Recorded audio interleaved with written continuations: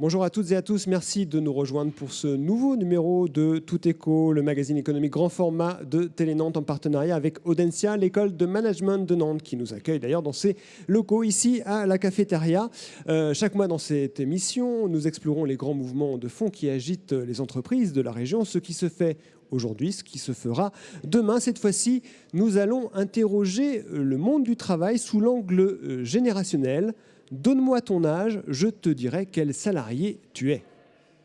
Les générations Y attendent non pas forcément de la reconnaissance en termes de statut, eux, ils ont envie d'avoir un vrai équilibre entre la vie perso et la vie pro et qui n'est pas forcément une scission comme ça pouvait être le cas quelques années en arrière. Dans mon poste, j'utilise l'ordinateur. D'ailleurs, c'est double écran pour pouvoir fonctionner le plus rapidement possible et on est très à l'aise avec ça. C'est une continuité de nos mains, c'est une continuité de notre façon de penser, de réfléchir.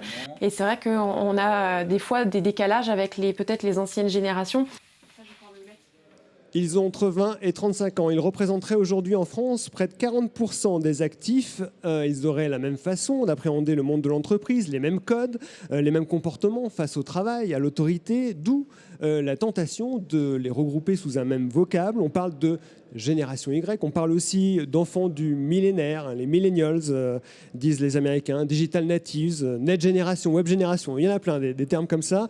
L'ordinateur, les jeux vidéo, Internet sont leur quotidien, on les dit hyper connectés. Le numérique est leur milieu naturel, au contraire des générations précédentes. Les baby boomers, la génération X, dont je fais partie. Il faut l'avouer. Ce découpage générationnel des salariés est contesté. Il n'y aurait pas de lien avéré, disent certains, entre notre âge et notre rapport à l'entreprise, à notre carrière. Mais il faut bien avouer que depuis quelques années, l'expression génération Y a connu un certain succès auprès des services de ressources humaines. Les managers, les entrepreneurs s'interrogent comment recruter, comment fidéliser cette jeunesse qu'on dit plus volage et comment la faire cohabiter avec ses aînés. Ce sont toutes ces questions qu'on va poser au cours de ce Tout Éco et pour y répondre, nos invités sont déjà là. Ils vont nous faire part de leur retour d'expérience et puis en toute fin d'émission, notre grand témoin comme à son habitude, cette fois il s'agit de Guy Bourdeau, président de l'association L'Outil en main, viendra nous apporter lui aussi son regard sur cette thématique intergénérationnelle. Mais avant tout cela, quelques actus du mois de février en Loire-Atlantique, actus économiques. Une signature, une poignée de main, et voilà de nouveaux paquebots commandés au chantier STX par l'armateur italo-suisse MSC Croisières. Un contrat d'1,5 milliard d'euros. Au total, d'ici 2020, 8 géants des mers seront construits à Saint-Nazaire, dont l'Harmony of the Seas, le plus grand d'entre eux, en cours de finition. Le plan de charge est complet, il va falloir embaucher, plus facile à dire qu'à faire. Il faut commencer à recruter et quand on voit nous-mêmes nos difficultés de recrutement, il faut prendre un petit peu d'avance. Très vraisemblablement, nous, nos sous-traitants, nous allons être obligés de former en grande partie les gens que nous avons embauchés. À partir de 2018, la centrale de Cordemais fermera ses 2 dernières tranches de production d'électricité au fioul, trop cher et pas assez rentable. Ne resteront donc sur place que les unités au charbon. Les syndicats craignent que ce ne soit pas suffisant pour faire face au pic de consommation en cas de grand froid. Les viticulteurs nantais reprennent en main leur communication. Jusqu'à présent, la promotion du muscadet, du gros plan ou des coteaux d'Anceny était diluée dans celle des vins de Loire et assurée par l'association Interloire. En 2016, les vignerons veulent d'abord redorer l'image de leur vin auprès des consommateurs de la région nantaise. On peut citer le Hellfest, avec qui on a renouvelé le partenariat cette année, et ainsi que le Zénith de Nantes, sur lequel une vingtaine de dates sont programmées, sur lesquelles on verra le bar à muscadet tenu par les vignerons ambassadeurs. Le port de Nantes-Saint-Nazaire a subi une nouvelle baisse de son trafic en 2015, moins 4,4%, mais reste optimiste. La direction compte sur une reprise mondiale de l'activité gaz et sur ses investissements, 170 millions d'euros d'ici 2020, notamment l'extension du terminal à conteneurs à Montoire. Fin 2017, 350 mètres de quais supplémentaires pour accueillir de plus gros navires. Retour sur le plateau de Tout Éco. On parle ce mois-ci des jeunes, des 20-35 ans, cette fameuse génération Y pour le signe. Certains y voient la forme du fil des écouteurs, du smartphone, ou encore la lettre anglaise Y qui veut dire why, pourquoi, une génération en quête de sens. C'est comme ça aussi, Agnès Marchand, on commence avec vous. Vous êtes responsable careers, responsable des carrières à Audencia. Vous accompagnez les jeunes étudiants de l'école dans la construction de leurs projets professionnels. C'est aussi comme ça que vous voyez ces jeunes en quête de sens? Alors oui, effectivement, l'équipe Audencia Careers, donc c'est une équipe de professionnels des ressources humaines, spécialisée notamment en recrutement en ressources humaines. Donc on accompagne l'ensemble des étudiants des différents programmes d'Audencia, donc ça représente environ 3000 étudiants. Donc on a un panel de jeunes générations, et c'est vrai qu'on se rend vraiment compte ces derniers temps de cette notion notamment de sens que vous disiez tout de suite, qui évolue et qui est de plus en plus prégnant dans les attentes des jeunes étudiants. Ils n'ont plus envie de réussir pour réussir, mais ils ont envie de s'épanouir, de comprendre pourquoi ils travaillent et de donner du sens à ce travail. Plus qu'avant, c'est-à-dire que par rapport à leurs aînés, oui. Ils cherchent davantage pourquoi ils se mettent en marche pour le travail? Complètement. On n'est plus sur le comment, mais on est sur le pourquoi. Donc pourquoi je travaille, quelle est la vision de l'entreprise et quelles sont les missions que je vais pouvoir développer pour aussi, moi, m'épanouir dans mon métier. Et un point aussi qui est important, c'est continuer à se développer. C'est vrai que ces digital natives ont maintenant le savoir à portée de clic, comme vous le disiez tout à l'heure. Ils ont l'information tout de suite et donc ils ont un vrai souhait de continuer à apprendre, de continuer à se développer, à se former tout au long de la vie et d'avoir cette notion de sens et d'avoir un intérêt réel dans ce qu'ils font. Grégory Carter, vous êtes manager chez iAdvice. C'est une start-up nantaise dans le numérique, en croissance exponentielle. Je crois que le chiffre d'affaires double tous les ans, c'est bien ça? 100% de croissance 100% de croissance par an. Combien de salariés aujourd'hui? Un peu plus de 160. Et vous recrutez encore, parce que je crois que vous avez prévu une centaine de recrutements cette année en 2016. Il faudrait qu'on soit au moins 220 en fin d'année. Ouais. D'accord. Moyenne d'âge chez iAdvice? Trentaine d'années. Une trentaine d'années. Qu'attendent les jeunes que vous recrutez chez iAdvice de votre entreprise? Est-ce qu'ils sont en quête de sens, qu'on vient de le dire? C'est vraiment le sujet, c'est de se sentir appartenir à un projet. Je pense que la génération d'aujourd'hui, Agnès parlait d'épanouissement, en fait elle ne s'épanouit pas dans l'exécution, elle s'épanouit dans la réalisation. Donc ça veut dire qu'il faut se sentir appartenir à un projet. Alors, tout le monde n'a pas un métier créatif, donc ça sous-entend évidemment qu'il faut exécuter des tâches, mais il faut qu'on sache où on va. Pourquoi est-ce qu'on fait cette tâche?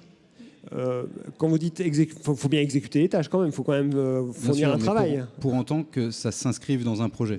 Ouais. C'est-à-dire que c'est une étape à suivre pour aller vers le but. Donc c'est le message qu'il faut faire passer auprès de ces jeunes, avoir cette vision du projet. Et comment on l'a fait passer cette vision-là? Il faut d'abord des valeurs. Ça, toutes les entreprises en ont des valeurs. En tout cas, elles les annoncent toutes qu'elles ont des valeurs. Après, il faut les faire vivre. Oui. C'est la différence entre certaines entreprises. Comment vous faites chez iAdvice? Il y a différentes choses. Je pense que le sujet, c'est un petit peu aussi le management lié à cette génération. Il faut que le manager change de posture et qu'il passe de celui qui dirige à celui qui accompagne. Et c'est de cette manière-là qu'on arrivera à faire vivre les valeurs, et c'est de cette manière-là que les gens qui travaillent se sentent appartenir à un projet. À partir du moment où on leur demande leur avis, ils le donnent. Les gens qui nous entourent sont source de progrès et de bonnes idées. Et à partir du moment où ils s'approprient une idée, ils font tout ce qu'ils peuvent pour mettre en œuvre les moyens de la réussite de ces idées, parce que quand c'est la leur, ils ne veulent pas que ça échoue, ils veulent que ça fonctionne. Et c'est comme ça qu'on appartient à un projet et que donc on a envie que ça fonctionne. C'est ce que vous attendez aussi, vous, Guillaume Lecoq. Vous êtes étudiant à Sciences Com, l'école nantaise de communication. Vous avez 21 ans, vous êtes en Master 1 communication et médias. Il vous reste à peu près 1 an et demi d'études. Vous espérez, vous attendez quoi de l'entreprise qu'elle vous permette de vous épanouir, comme on vient de l'entendre là?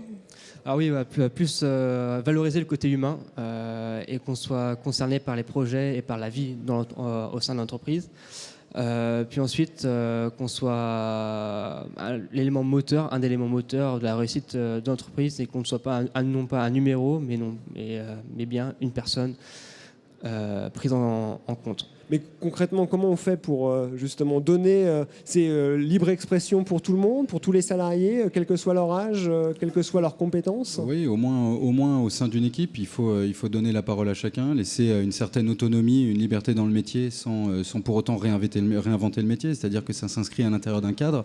Pour autant, si chacun peut donner son avis, échanger sur la meilleure manière d'atteindre un objectif ou d'arriver à ce qu'on s'est fixé ensemble en équipe, chacun va se reconnaître dans ce projet et donc s'épanouir, pour revenir sur cette notion. Et c'est vrai qu'il y a une vraie évolution nécessaire au niveau du management pour effectivement passer d'un management qui était très vertical dans les années passées à un management beaucoup plus horizontal pour que chaque salarié se sente impliqué.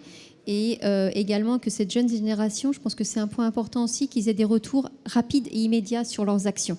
C'est vrai qu'on est sur des formats des fois d'entretien annuel une fois par an. Ça ne fonctionne pas avec les jeunes générations. Ils ont réellement besoin d'avoir un retour immédiat, de voir l'impact de ce qu'ils font pour se sentir avancer et avoir envie d'évoluer avec l'entreprise. Comment ça se passe chez iAdvise? Un entretien annuel, une fois par an, un peu plus? Comment ça se passe? Il existe, mais ouais. on ne s'en tient pas là, vraiment ouais. pas. Si je prends l'exemple de mon équipe, on a une réunion tous ensemble tous les lundis, puis tous les mardis, mercredis, jeudi matin, et enfin des entretiens. Enfin, on se voit en one-to-one tous les vendredis. Ouais. Parce qu'on a beau face à face, ouais. On a beau dessiner des grandes tendances entre une génération et une autre, c'est pas si simple que ça. On ne manage pas une équipe de la même manière qu'on manage individuellement les gens qui la composent. Donc forcément, on se voit parfois en équipe, parfois seul, et ce plusieurs fois par semaine. Donc beaucoup de réunions. Je croyais qu'on avait abandonné la réunionnite. Non, c'est une réunion, mais c'est plus une place d'échange, un lieu d'échange. Alors oui, il y a des moments où c'est très opérationnel. Ça existe encore, il y a des résultats à atteindre.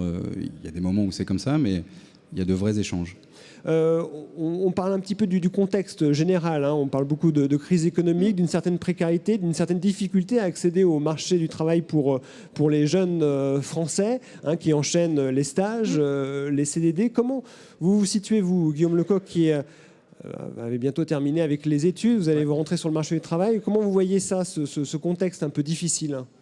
Moi, je verrais plutôt, en fait, on est le résultat de ce contexte-là, économique et social, et du coup, on est plus... alors, je peux reprendre une notion de François de Singly qui disait que nous sommes des slashers, c'est-à-dire, en fait, je suis un militant du cumul du travail, mais au pluriel.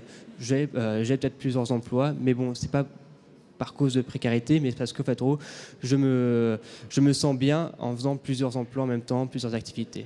Alors moi, bien sûr, j'ai fait plusieurs stages depuis déjà 4 ans. J'en ai fait un à la mairie de Saint-Brieuc il y a 2 ans, puis l'année dernière chez Escal, une agence d'innovation web. Du coup, on voit le côté très pragmatique d'une direction de communication, puis là, une agence, on pourrait dire une start-up, mais du coup, vraiment, on voit vraiment j'ai pu voir en même pas en l'espace de 2 ans, 2 formes de méthodes de travail complètement différentes. 2 méthodes de management différentes aussi. Complètement. Et alors, vers où va votre cœur? Plus sur le management porté par Escal qu'un management placé donc vers... C'est l'agence de communication à laquelle... agence d'animation web. D'animation web, qui est basée à Nantes et qui, du coup, elle véhicule des valeurs de start-up, c'est-à-dire en fait, la communication horizontale, où il y a beaucoup de réunions en face à face, comme vous pouvez un peu faire vous faites avec iAdvise. Et vraiment, on est pris en considération, on n'est pas là, c'est vraiment, ils véhiculent vraiment des valeurs humaines et c'est vraiment intéressant.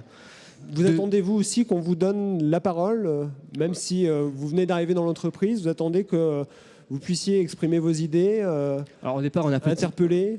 Alors, au départ, on est un peu timide parce qu'on vient d'arriver, mais avec ces réunions assez agiles, on arrive tout simplement à dire ce qu'on pense, même si on est là depuis 2-3 mois, et la communication se passe, elle fluidifie, et c'est vraiment intéressant de partir sur cette méthode de management.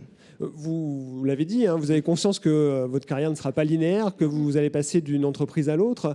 Ouais. C'est une génération, on dit qu'elle a la bougeotte. C'est comme ça aussi que vous l'apercevez, Agnès Marchand? Pas forcément la bougeotte, mais c'est plutôt une génération qui a envie d'entreprendre sa propre carrière et qui est consciente. Alors je crois que les chiffres, c'est... votre génération, vous ferez au moins 13 métiers dans votre vie. Ouais. Voilà, le temps moyen, c'est 2 ans dans un poste.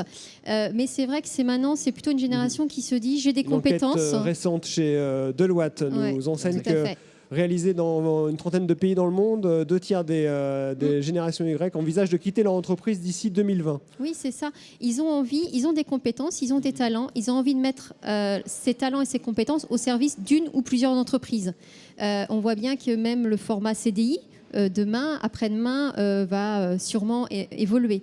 Il y a de plus en plus de freelance, puisqu'ils vont rechercher cette liberté d'action, cette liberté de s'investir dans des vraies missions qui les intéressent, qui les challengent, qui ont du sens pour eux. Comment on les fidélise, ces jeunes? Comment vous faites, vous, chez iAdvise?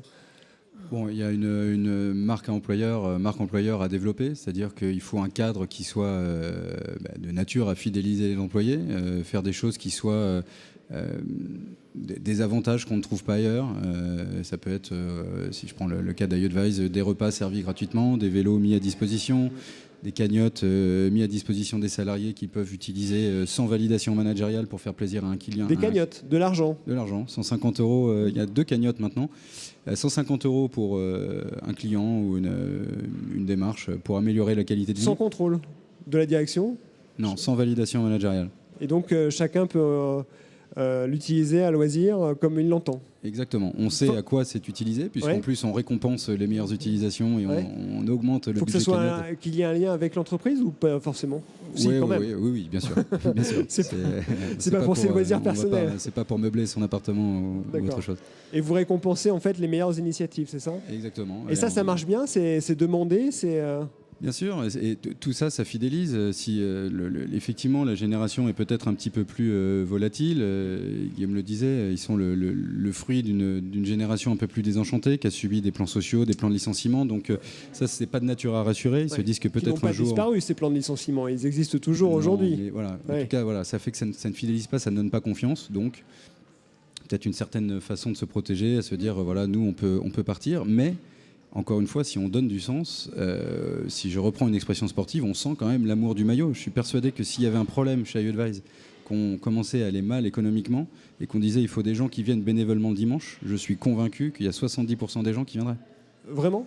Vous le pensez vraiment? Assurément. Oui. Qui seraient prêts à sacrifier leur vie privée pour venir sauver l'entreprise? Temporairement au moins, mais j'en suis certain. Oui. Agnès Marchand, vous sentez que les jeunes d'aujourd'hui ont envie de mouiller le maillot pour leur entreprise? Oui, en tout cas, l'entreprise qui leur donne tout à fait. l'opportunité. Oui, quand ils ont ce sens, quand ils ont cette motivation, qu'ils se sentent impliqués, ils sont prêts effectivement à donner. Puisque si en parallèle ils ont cette liberté d'organisation, cette liberté dans les missions qu'ils vont pouvoir faire, ils vont donner dans l'autre sens. Mais c'est vrai qu'on est vraiment dans une relation aussi de co-construction. Et c'est plus l'entreprise qui va donner, mais c'est aussi le salarié qui va accompagner l'entreprise dans son développement et être acteur. Et donc cette notion aussi d'agilité, de co-construction, de fluidité de l'information, c'est autant d'éléments qui sont moteurs, je pense, pour vraiment les jeunes générations. Est-ce qu'au bout d'un certain temps, cette liberté que vous leur donnez comme ça ne peut pas apparaître comme un peu une liberté subie? Parce que finalement, on est un peu dépendant de l'entreprise dans laquelle on travaille, avec tous ces avantages que vous donnez. On vit pour l'entreprise, par l'entreprise. Liberté subie, c'est un concept un peu dur quand même. Je pose la question. Ouais, non, c'est pas une liberté subie. En tout cas, je pense que même si elle est subie, c'est quelque chose, et on le disait tout à l'heure, quelque chose dont la génération Y a besoin pour s'épanouir, pour être fidélisé, pour avoir envie de travailler. Donc, je ne crois pas qu'ils subissent ce qu'ils réclament. Il y a un point important que disait tout à l'heure Grégory, c'est sur le management. C'est vrai qu'on parle de la génération Y dans sa globalité, donc on donne des grandes tendances, mais il ne faut pas oublier que chaque personne, chaque salarié, chaque jeune est unique. Et donc le management, il va être unique aussi en fonction de chaque personne. Et cette notion de bien comprendre les attentes et les fonctionnements, les aspirations, les motivations de chacun va permettre aussi derrière au manager d'adapter sa méthode de management. Alors vous parlez de méthode de management. Effectivement, c'est important de savoir comment les manager. Ces jeunes, on les dit allergiques à la hiérarchie. Est-ce que c'est une réalité ou pas? Guillaume Lecoq, vous êtes allergique à la... Alors, on ne peut pas dire que je suis allergique, mais bon, il y a un respect aussi vers autrui. Mais on est face à l'héritage de nos parents où ils ont beaucoup subi le travail, où vraiment ils perdaient leur vie à gagner. ils perdaient leur vie à la gagner. Donc nous, on se dit, ok, donc si c'est comme ça, nous, on va entreprendre, on va créer notre propre vie et on va faire des métiers peut-être du court ou du moyen terme. Mais en tout cas, il faut avoir du respect vers les autres. Mais ce qui est important de souligner, c'est qu'il faut qu'il y ait une possibilité d'augmenter de la hiérarchie et ne pas être toujours dans le premier échelon, mais aussi la possibilité de s'épanouir et de gagner en compétitivité. Vous avez créé un blog qui est en 2014, c'est ça?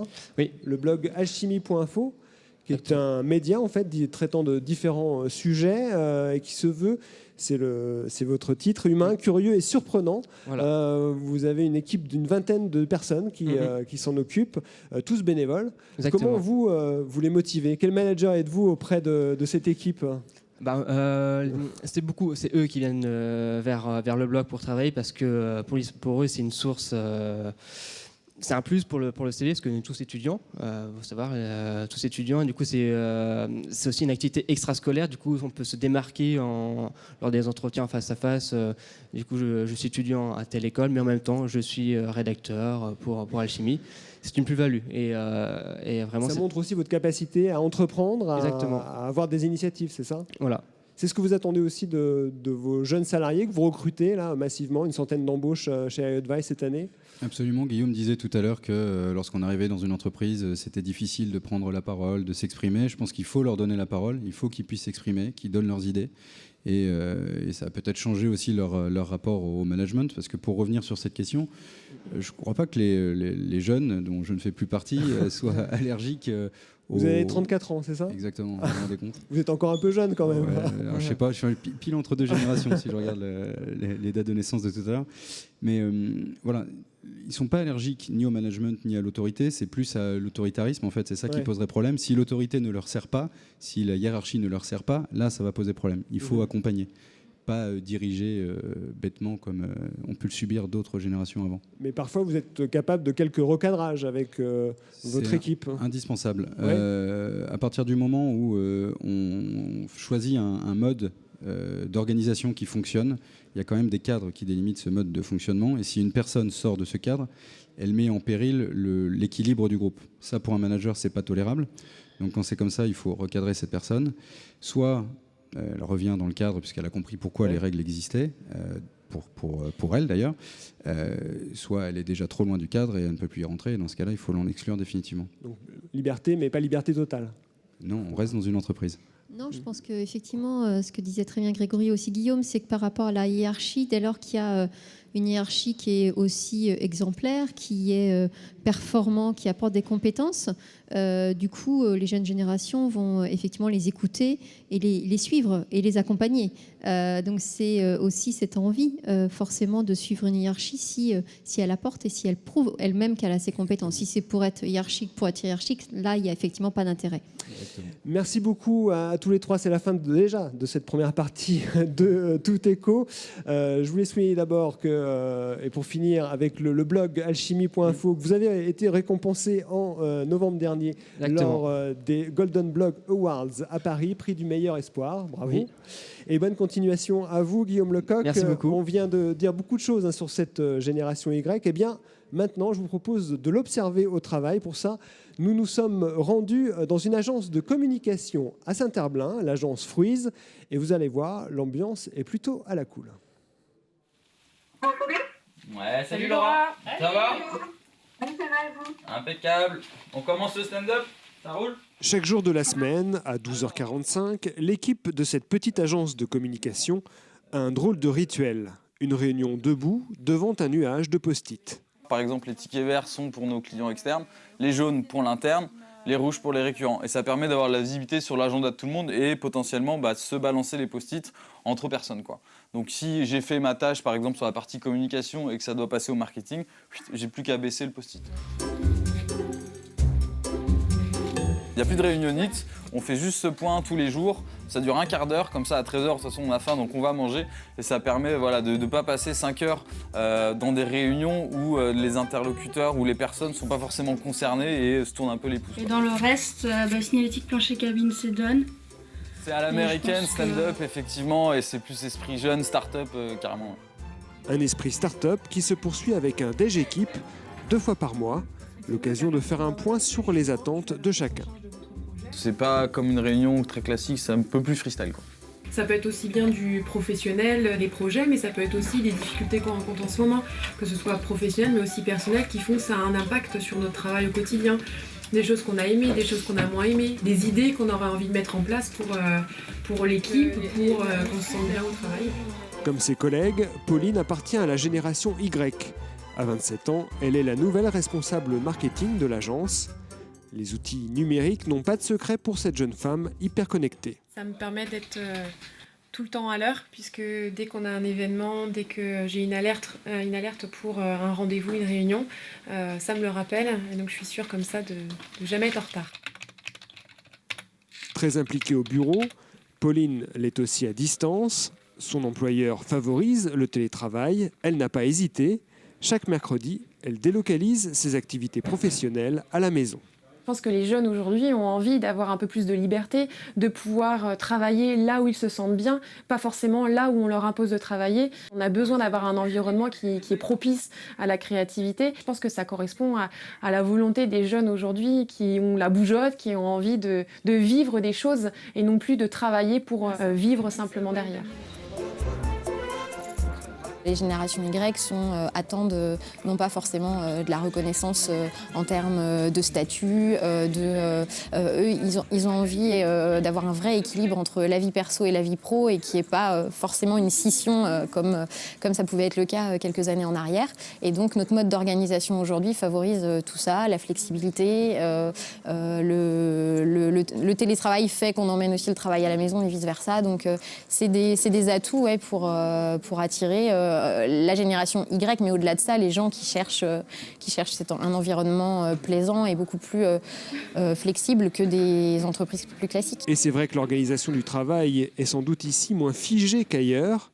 Le groupe de 300 personnes auquel appartient l'agence de Pauline et Martin défend un management libéré, plus d'autonomie et de participatif, moins de hiérarchie et des relations entre générations, semble-t-il, apaisées. On est très ouvert au sein d'Innoven et donc on a un peu la même mentalité, sincèrement. Donc on ne voit pas de différence d'une personne à une autre. On ne pourrait pas dire, à part physiquement au niveau de l'âge, mais on ne pourrait pas dire si c'est génération X ou si c'est génération Y. Ils n'ont pas de frein, ils sont à l'aise tout de suite.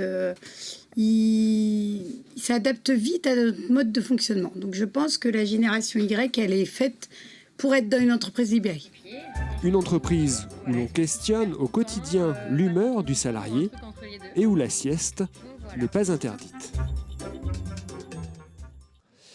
Voilà, retour sur le plateau de Tout Éco avec 4 nouveaux invités. On vous parle de la génération Y dans l'entreprise. Je commence avec vous, Régis Legendre. Vous dirigez une entreprise de machinisme agricole en Vendée, la société Lucag, 150 personnes. On est là dans le secteur industriel. Est-ce qu'on retrouve chez vous les mêmes problématiques d'intégration, de motivation de cette jeune génération que dans l'agence de communication qu'on a suivie dans le reportage ? Complètement.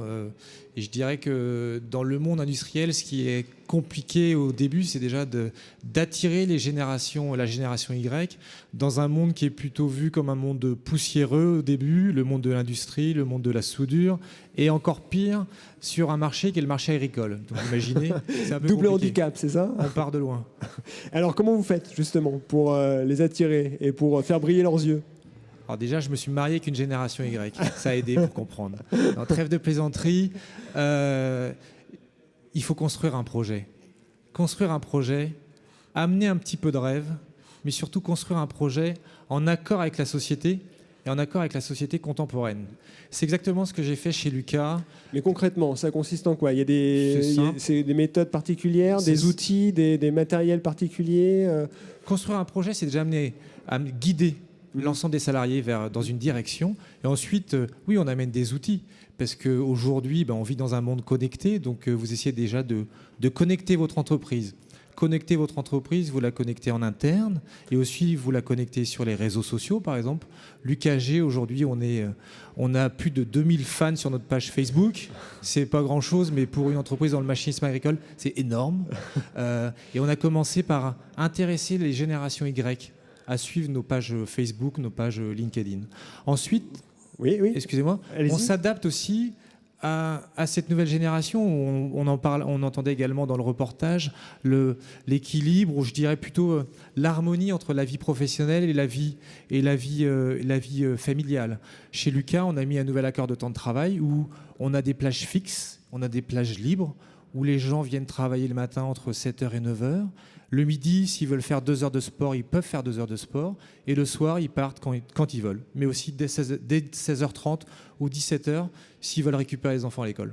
Donc il n'y a pas un pointage, tout le monde arrive à telle heure et repartir à telle heure. Il y a un C'est plus libre que ça. Il y a un pointage, mais chacun est libre de pointer. Pas dans les usines, mais dans les bureaux. D'accord. Il y a une différence quand même là entre les ateliers et les bureaux. Oui, il y a une différence. Encore aujourd'hui. Encore aujourd'hui. Est-ce que c'est la même situation? Vous êtes aussi dans l'industrie, Rémi Griffon, chez MAN Diesel et Turbo à Saint-Nazaire.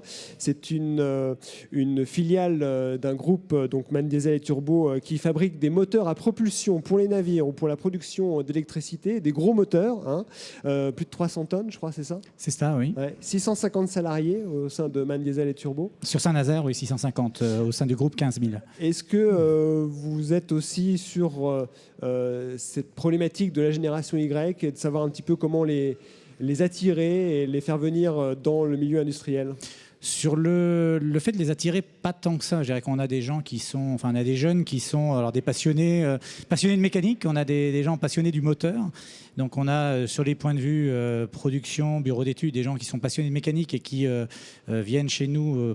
En partie par rapport à la passion du métier. Et puis sur d'autres sujets, sur des projets de construction, on continue à avoir des jeunes qui viennent parce que le métier les intéresse. Après, il y a aussi, on va dire, l'étiquette d'un grand groupe qui peut continuer à attirer des jeunes. Je dirais qu'on n'a pas forcément tant cette problématique d'attirer des jeunes générations chez nous. Vous n'avez pas de difficulté. Après, pour les garder, vous devez faire des efforts. Voilà, on va dire que dans le fait de les garder, j'irais, et dans le fait de les gérer, effectivement, la gestion des jeunes générations et de l'intergénérationnel, et par moments un petit peu. Enfin, je dirais qu'il faut savoir s'adapter et s'adapter effectivement dans un monde industriel. Un groupe, je dirais un grand groupe, c'est bien, mais c'est aussi par moments plus lourd, avec une capacité d'adaptation, sans doute par rapport à une start-up notamment, on a moins de flexibilité par moment pour s'adapter.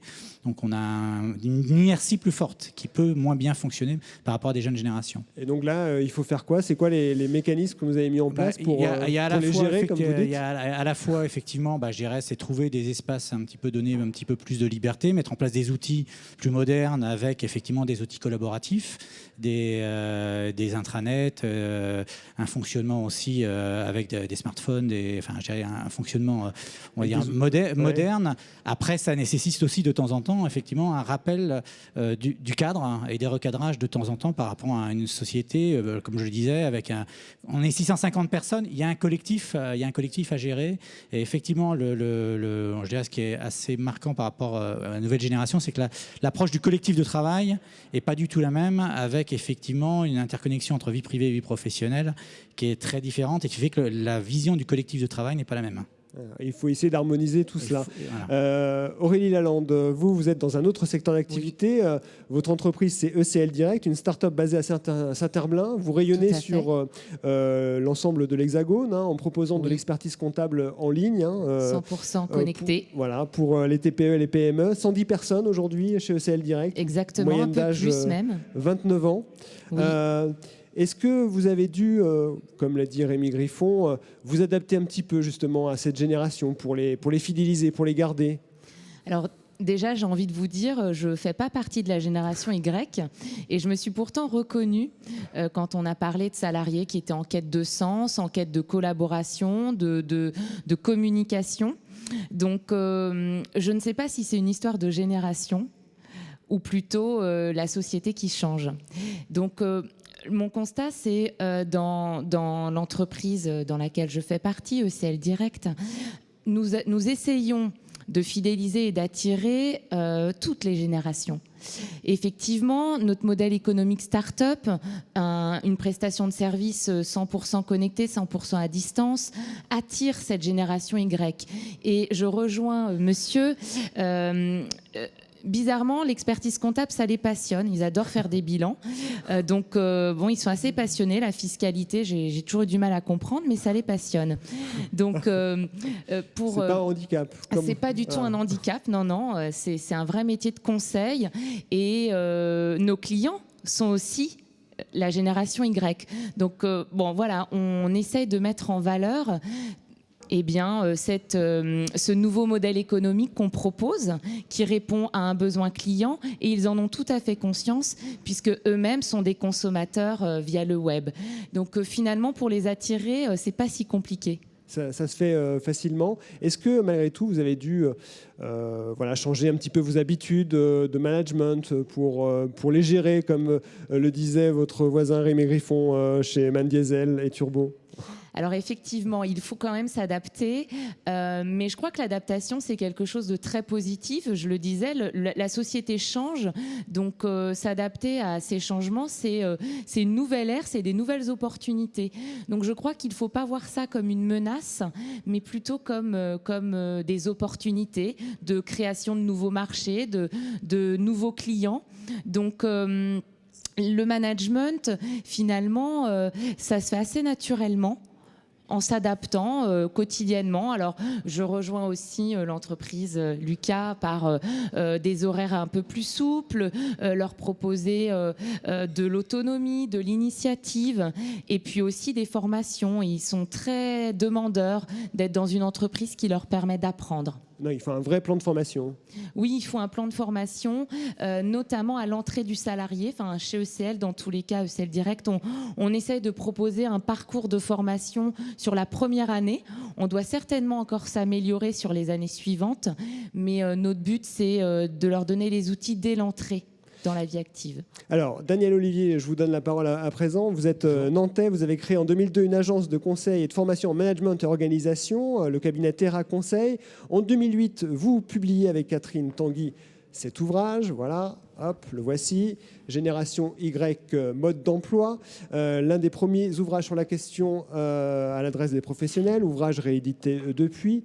Vous parlez dans ce livre de fossé générationnel qui peut se creuser au sein des entreprises parfois. Quels sont les symptômes, les obstacles que rencontrent les entreprises qui viennent vous voir, qui viennent vous demander conseil ?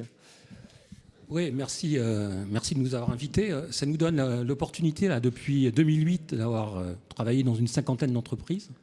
Et c'est vrai que la dimension, la taille des entreprises est déjà un premier critère, parce qu'on voit bien que ces jeunes trouvent plus facilement leur place dans les petites PME qu'on est dans des structures plus grandes qui sont forcément plus normées. Et je crois que la difficulté aujourd'hui de nos entreprises, c'est de pouvoir laisser la place à l'initiative, à l'autonomie. Vous parliez tout à l'heure de liberté, on parlera peut-être d'autonomie, en tous les cas, d'une relation de confiance qui est centrale pour les jeunes dans leur implication, donner du sens évidemment, mais c'est aussi la relation de confiance que je peux avoir avec ma hiérarchie directe, qui est au cœur, je pense, de la réussite, c'est-à-dire que les outils y contribuent, mais fondamentalement, est-ce que je me sens à l'aise ou pas avec ces jeunes ? Juste une statistique pour dire que dans les jeunes qui démissionnent de leur poste, en 71% des cas, c'est jamais pour l'argent, c'est jamais pour l'intérêt du travail, c'est pour la relation qu'ils ont pu entretenir ou l'ambiance dans laquelle ils étaient amenés à travailler. Donc voilà le cadre dans lequel on se situe. Vous êtes d'accord, Régis Legendre ? Je suis complètement d'accord par rapport à la démission d'une personne par rapport au salaire. Nous, on a eu deux démissions sur le dernier trimestre 2015. Et quand j'ai discuté avec ces gens qui démissionnaient, c'était pas du tout pour l'argent. C'était pas non plus du tout par rapport à l'ambiance chez Lucas. Mais on revient aux statistiques qu'on a pu voir un peu plus tôt dans l'émission sur un parcours professionnel où, dans la tête, il y en a même un qui est parti il y a 2 mois qui me disait « J'avais prévu de rester seulement 5 ans chez Lucas et j'ai déjà fait 6 ans ». Alors qu'il avait un super projet devant lui, et je lui ai dit c'est vraiment dommage, mais écoute, tu as décidé, et moi je suis pas là pour retenir les gens, donc à eux de construire leur projet comme nous on construit le projet de l'entreprise. Comment on remédie à ces... Alors, par rapport à votre question sur les symptômes ou les difficultés, je pense que donc elles sont principalement d'ordre relationnel. Alors évidemment, après, proposer des conditions de vie qui soient intéressantes, proposer des challenges comme ça a été évoqué tout à l'heure. On voit les entreprises s'investir aussi dans leurs fondations, qui sont une manière éthique aussi, à un moment donné, de montrer que l'entreprise s'inscrit dans la société. Ce qui est au cœur de tout ça, quand même, pour moi, c'est le travail qu'on saura faire avec les managers pour les aider à vivre cette mutation. Parce que si on se met un peu à leur place, on se rend compte que c'est très compliqué. L'entreprise est de plus en plus normée. Les contrôles de gestion, les contrôles qualité, les contrôles sécurité, j'en passe et des meilleurs. 19 000 normes en ce qui concerne la qualité. Et par ailleurs, ce qu'attendent ces jeunes, c'est de l'autonomie, c'est-à-dire la possibilité d'avoir des marges de manœuvre. Et donc les managers qui sont d'accord sur ce principe ont extrêmement de difficultés à le mettre en œuvre. Pourquoi ? Parce que ça percute évidemment leur relation à l'autorité et parfois aussi leur système de valeurs. Et parfois leur système de valeurs, évidemment, parce que d'avoir des jeunes qui se sentent très centrés sur leurs droits plutôt que sur leurs devoirs, d'avoir des jeunes qui cassent très rapidement la distance hiérarchique, alors qu'ils ont été éduqués pour travailler d'une manière factuelle, travailler d'une manière plutôt impersonnelle. On a aujourd'hui des managers qui sont très mal à l'aise dans la capacité à gérer les émotions. C'est le constat que vous faites dans vos entreprises. Allez-y, Rémi Griffon, Aurélie Lalande, allez-y. Oui, alors effectivement, on peut constater ceci. La jeune génération a envie de s'épanouir. L'argent ne représente pas toujours, bien que quand même ils ont des besoins alimentaires. Il faut quand même le préciser. Mais l'argent n'est pas la principale d'amour et de source. fraîche seulement. Voilà, tout à fait. Et de passion pour l'entreprise. Exactement. Et ils quittent l'entreprise en disant souvent j'ai vécu une super expérience. Chez CL Direct, on nous dit ça, j'ai vécu une super expérience. Mais voilà, ça fait 2-3 ans, j'ai envie d'en vivre une autre. Alors parfois, on nous quitte aussi pour des raisons salariales. Voilà, on nous dit j'ai envie de gagner plus quand même, ça arrive régulièrement. Mais étonnamment, c'est souvent pour une raison de s'enrichir ailleurs et de voir un autre horizon.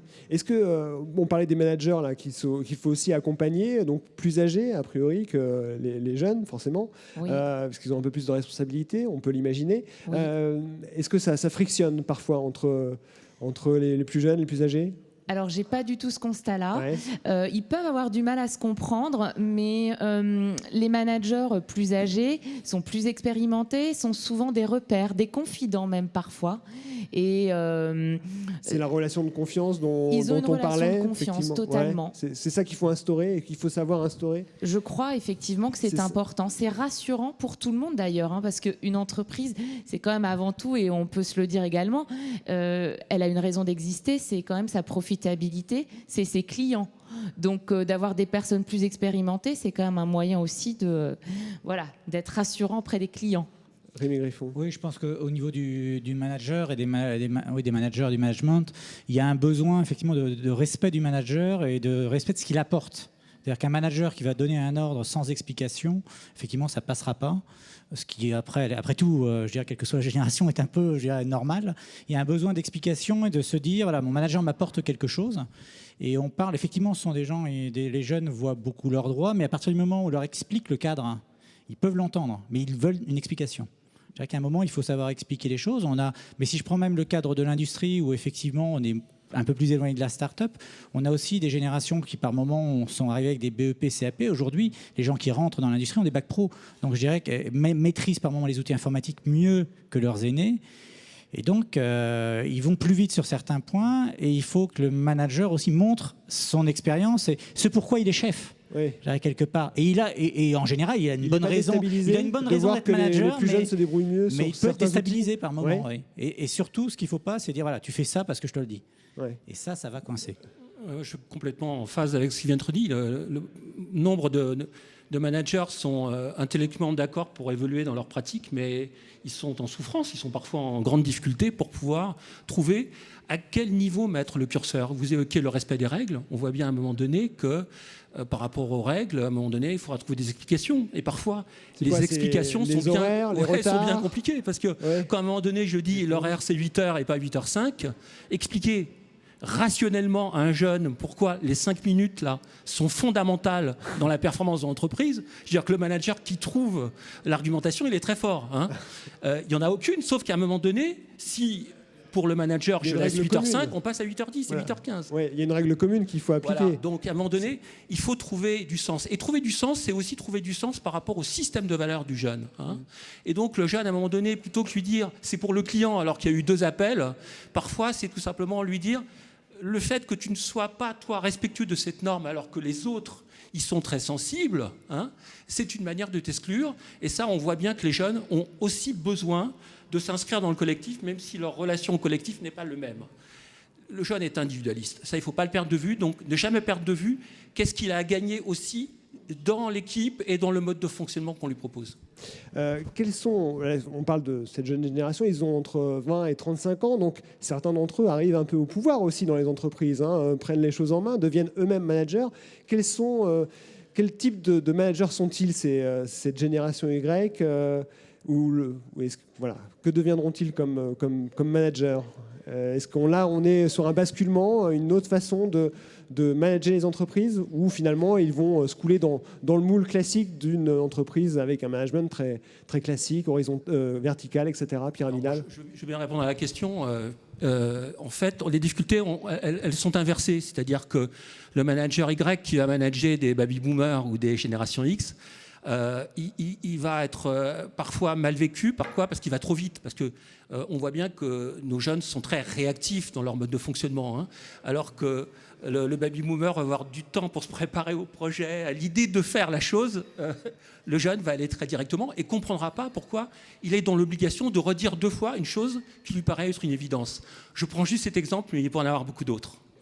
Oui, je dirais après, il y a des erreurs de management qui sont des erreurs de tout jeune manager. C'est-à-dire sur le fait d'apprendre, le management, ça s'apprend aussi avec l'expérience. Après, ce que je peux voir, moi, par rapport à certaines populations jeunes, enfin génération Y, c'est le refus de manager.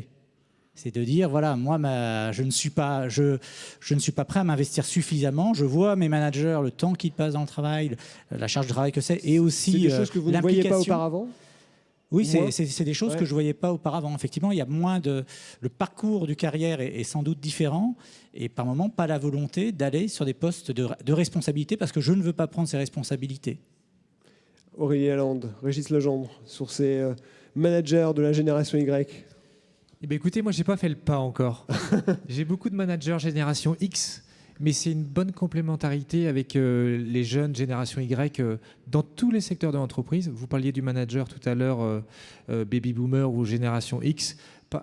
Comment fait-il pour manager la génération Y? Moi, je vois et je trouve que le manager doit amener l'expertise quand le salarié génération Y va amener de la créativité, des idées nouvelles, et va mettre en place des choses pour que l'entreprise puisse s'adapter et aller plus vite. Moi, je le vois par exemple aujourd'hui dans les usines où on essaye de digitaliser un petit peu les usines, c'est-à-dire qu'on amène les ordinateurs même sur la ligne d'assemblage. On arrive aujourd'hui avec des planches de montage 3D directement sur les ordinateurs pour éviter d'avoir 15 classeurs qui sont jamais à jour sur la ligne de montage. Et en fait, on voit bien que le chef d'atelier qui peut avoir 50-55 ans a une vraie valeur ajoutée. Quand la génération Y a 25, 27, 28 ans, a également sa valeur ajoutée parce qu'il emmène son chef d'atelier avec lui. C'est complémentaire. Et ça va créer cette complémentarité, Aurélie Lalande. Oui, alors nous, effectivement, nous avons beaucoup de managers de la génération Y. Donc on a cette chance, finalement, on n'a pas tellement de conflits intergénérationnels parce que nos managers ont entre 30 et 35 ans. Et effectivement, dans nos salariés, beaucoup sont ambitieux, donc beaucoup ont envie de devenir manager, mais pas tous. Et quand ils deviennent managers, étonnamment, ils recherchent l'exemplarité, ils recherchent la montée en compétences, ils ont envie d'équité. Donc c'est un mot qui leur tient à cœur, de communiquer, de transparence. Et ils m'étonnent beaucoup. Je peux vous donner un exemple précis. Quand on leur parle de télétravail, ils sont ouverts, mais ils ne sont pas si emballés. Ils aiment bien créer du lien, des réunions. Donc voilà, ce sont des managers, je pense, apprenants. Eh bien, ça sera le mot de fin de cette deuxième partie, puisqu'on arrive déjà à la conclusion de cette émission. Je me tourne à présent vers notre grand témoin, Guy Bourdeau, président de l'association L'Outil en main à Nantes, une association nationale créée en 1987, qui compte aujourd'hui plus d'une centaine d'antennes sur tout l'Hexagone, dont une à Nantes. C'est quoi le principe de votre association, en quelques mots? Le principe de L'Outil en main, c'est d'initier les jeunes au métier manuel tous les mercredis après-midi pendant 2 heures. Et le tout initié par des hommes et des femmes de métier, bénévoles, retraités, qui viennent tous les mercredis. Et ce sont des jeunes qui ont entre... C'est des jeunes qui ont entre 9 et 14 ans. D'accord. On est là dans votre association, en plein dans l'échange intergénérationnel. Comment ça se passe, cette relation entre ces jeunes, ces enfants, hein, 9-14 ans, c'est encore des jeunes enfants, des ados, et puis les bénévoles qui les encadrent? Ça se passe très bien, parce que combien de femmes et hommes de métier ont leurs petits-enfants à des centaines de kilomètres, ou l'inverse. Donc c'est une relation papy-mamie avec des petits-enfants. Et je veux dire, il y a plusieurs enfants avec un seul encadrant. Comment ça se passe? Non, pas du tout. Le concept de l'outil en main, c'est 1 pour 1, c'est-à-dire c'est un homme de métier avec un enfant. Donc pendant 2 heures, il n'a qu'un seul enfant et ils travaillent tous les deux ensemble. Est-ce que, au-delà des savoir-faire, des gestes que vous leur apprenez, vous leur parlez aussi du monde du travail? Un petit peu, bien sûr, mais bon, ils sont quand même vraiment jeunes, quoi. Le but, c'est déjà de leur apprendre le bon geste avec le bon matériau et le bon outil, et de fabriquer des choses avec eux, et même de passer dans plusieurs ateliers. On arrive à... il passe en menuiserie, il fait un plateau, il va en mosaïque, il l'habille de mosaïque, et après il va en peinture. Donc à la fin de l'année, ils repartent avec ce qu'ils ont fait. Donc ils sont tout contents de partir avec ce qu'ils ont fait. L'association L'Outil en main va bientôt fêter ses 30 ans, c'est en 2017. Ça marche, ça fonctionne, les jeunes en redemandent en fait? Ah oui, bien sûr. En France, on est rendu à 145 associations depuis 30 ans. C'est énorme. En Loire-Atlantique, nous sommes 14. Nous sommes le 2e département en France, après la Vendée. Voilà, c'est un bon palmarès pour le coin. Génération Y, ça leur parle ou pas? Moi, c'est... Ou Génération Z, hein, puisque maintenant on parle d'une Génération Z. Oui. Mais les jeunes, ils viennent là pour découvrir. On a 26 métiers à découvrir. Alors, ils peuvent rester 2 ans, donc ils arrivent à faire tout le tour des 26 métiers. Ils arrivent à faire le tour. C'est le but de passer dans tous les métiers. Métiers de bouche. Oui. Garçons et filles. Garçons et filles. Et garçons comme filles passent dans tous les métiers. Vous pouvez trouver une fille à faire de la couverture comme un garçon à coudre des boutons. Eh bien, merci beaucoup pour cette conclusion, Guy Bourdeau. Je voudrais vous dire simplement, pour terminer, un grand merci spécial à Stéphanie qui m'a aidé dans la préparation de cette émission. On se retrouve le mois prochain, le 29 mars, pour un nouveau numéro de Tout Écho. À bientôt.